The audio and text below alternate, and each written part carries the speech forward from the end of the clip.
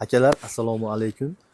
Namangan viloyati Norindamiz. Hozir men sizlarga uyni planini 5 xona uy qanday tushganini sizlarga ko'rsataman.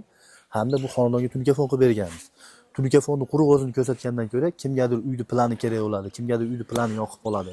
Hamda videoni oxirigacha ko'rsanglar, shu xonadonimiz nech pulga to'g'ri kelganini ham xudo xolasa aytib o'tamiz. Xo'p, akalar, qanday bo'lmasam, darvozaxonaga kirayotganimizda mana ikki tomonimizda ham uy bor, hamda bu yer darvozaxona bo'lgan.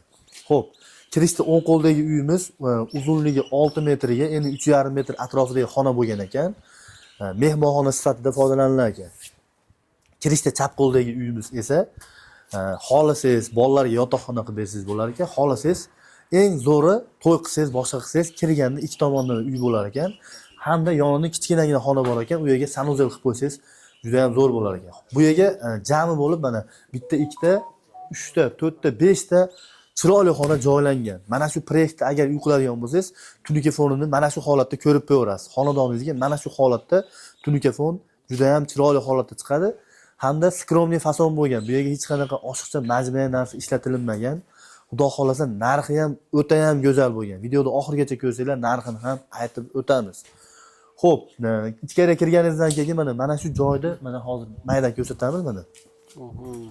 Kirishda o'zi bitta kichkinagina skromniy darvozaxona bo'lgan. Bu yog'i 18 metr adashmasam 18 metrlik uzun darvozaxona bo'lgan. Bu yerga qo'rqmasdan ikkita, uchta mashinani xudo xolasa joylasanglar bo'ladi.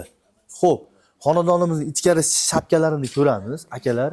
Ichkari shapkalari ham xudo xolasa juda ham go'zal bo'lgan. Choksiz tarnovlar qo'yib, mana shapkalarini qo'yib turib, pol regellarini ham telefon bilan o'rab berganmiz.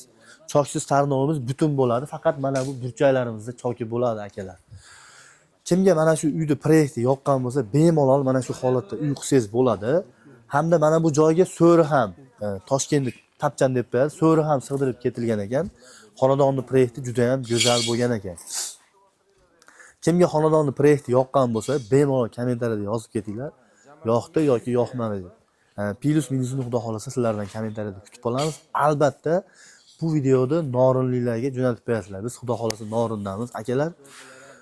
Hammalaringiz videoni o'tkazmasdan oxirigacha ko'rganingiz uchun rahmat deb qolamiz. Like, kommentariya va telefon qilmoqchilarga bu uyni jo'natib qo'yasizlar. Rahmat, sog' bo'ling.